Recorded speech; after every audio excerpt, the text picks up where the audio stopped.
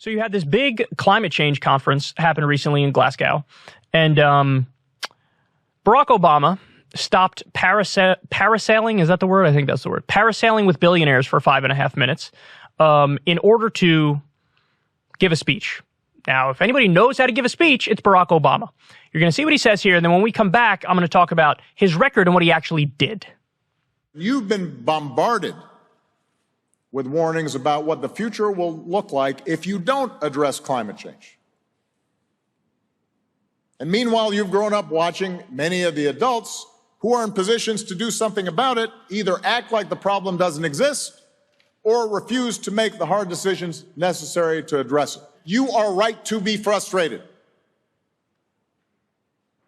Folks in my generation have not done enough to deal with a potentially cataclysmic problem that you now stand to inherit.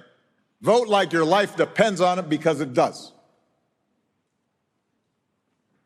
I recognize that a lot of young people may be cynical about politics, but the cold, hard fact is we will not have more ambitious climate plans coming out of governments unless governments feel some pressure from voters. Yes, the process will be messy. I guarantee you, every victory will be incomplete. But if we work hard enough for long enough, those partial victories add up. Where do I start with this one? He says, I understand young people are cynical about politics. Gee, I wonder why that is. You want to know why that is? Look in the mirror. I remember when Obama won in 2008.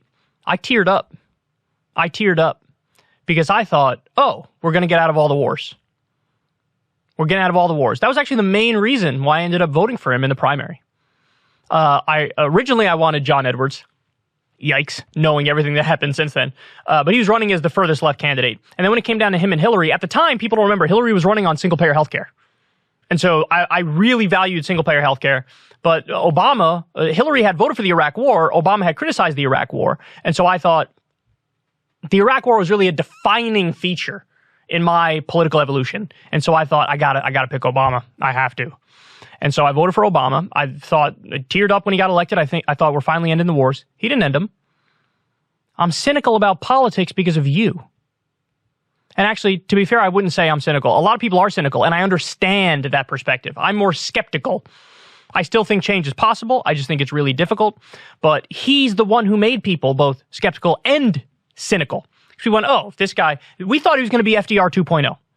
We thought he was going to really, really bring about change. Instead, he went the path of Bill Clinton. He was a new Democrat. He triangulated. He said, I'm above the fray. And he did all these, and he even said it himself at one point in an interview. I remember because we showed the clip 1,000 times, but he said, you know, if decades ago I was in politics, I'd be called a moderate Republican. That's right. And that's the problem. We thought we were getting FDR, and we got Bill Clinton 2.0. Absolutely devastating. Then I love this part. He says, you need to pressure politicians. Oh, we do. We need to pressure. But when we do that, you turn around and say, hey, stop the purity tests. Why are you purity testing? Stop purity testing. He had a famous line, don't let the perfect be the enemy of the good. That was a Barack Obama line. That contradicts the idea, oh, you have to pressure politicians to do better. The second we do that, you turn around and say, don't let the perfect be the enemy of the good. Shut up, move along. Let the adults handle this. Look, the worst part of that is that he's given this speech, it's soaring rhetoric, this is how we save the world and all this stuff. He's completely omitting his own record. Throw up the article here, which will put in perspective what Barack Obama really did. Obama takes credit for U.S. oil and gas boom. That was me, people. He took credit for the oil and gas boom. Tell me how you square that circle in your mind, former President Obama. Tell me how you do that. How do you go from, I'm the anti-climate change crusader. How do you square that with, when I was in office, I was bragging that we went further in the direction of endless fossil fuels, which is, of course, the main problem.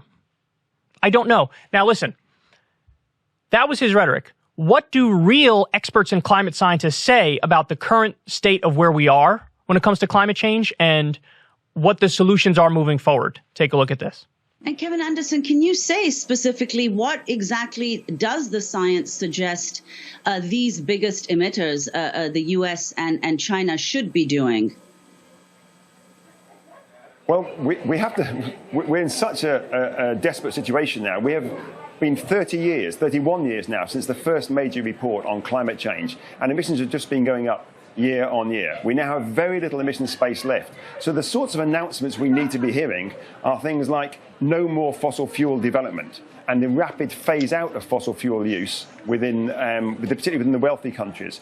If you just take our 1.5 degrees C commitment and you recognise the difference between what are called developing country parties in the Paris Agreement and developed country parties, so the richer and the poorer parts of the world, then for the richer parts of the world, if we are to deliver on our 1.5 degrees C commitment, then we need to be zero emissions from energy by around 2030. If we want an outside chance of 1.5 by 2035. Now that sounds impossible, but we are in this situation because we have listened to these world leaders give us their vacuous talks for years and then go home and do absolutely nothing. But Biden and Obama demonstrate that, or Obama demonstrated it in the US before, Biden's demonstrating it now, and obviously Trump in between. Well, the less said about him, the better, perhaps. But we're seeing this in virtually all the world leaders. It's not just the US, it's the EU, it's the UK, it's Japan, it's Australia. There is no leadership within any of the progressive countries.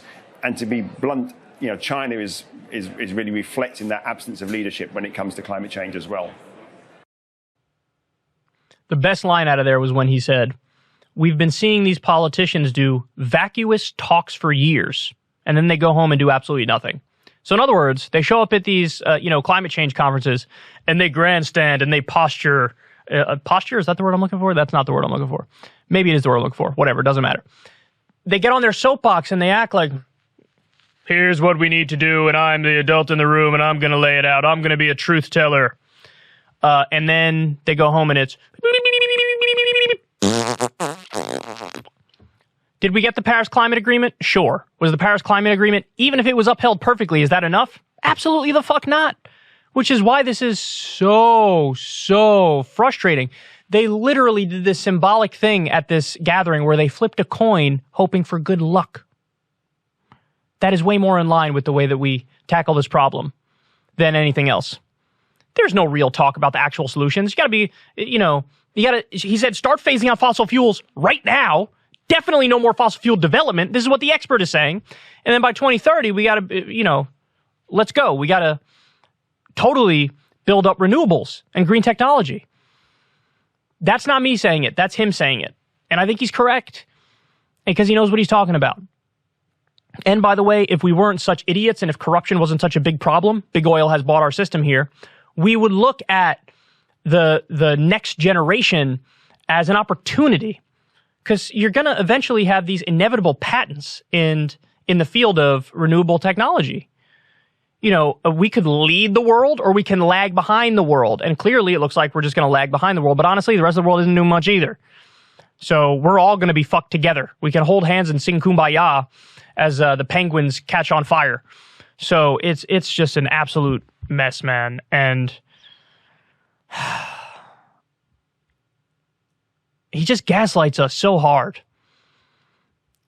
When you go out there, it's not enough to just pretend like, I believe in the proper things. I believe in the right things. Here's the list of the good things I believe in. I'm for good things and my opponent is for bad things. What are you gonna do about the good things you supposedly believe in? The good things you claim to believe in? What are you gonna do? What are you gonna do? I care about action. I care about action. You could talk all day. It doesn't mean Dickie McGee's acts at the end of the day. And that's the Democratic Party, We'll say the right things occasionally, but then substantively we'll propose a half measure and then we'll water that down to be a half measure of the half measure. And then ultimately we'll say we couldn't get anything done because we got a couple right-wing Democrats who just kill everything. Vote for us in the next election.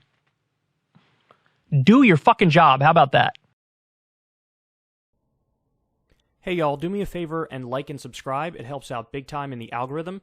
Click the bell as well for notifications when videos drop, and watch that video on screen right now. You know you want to.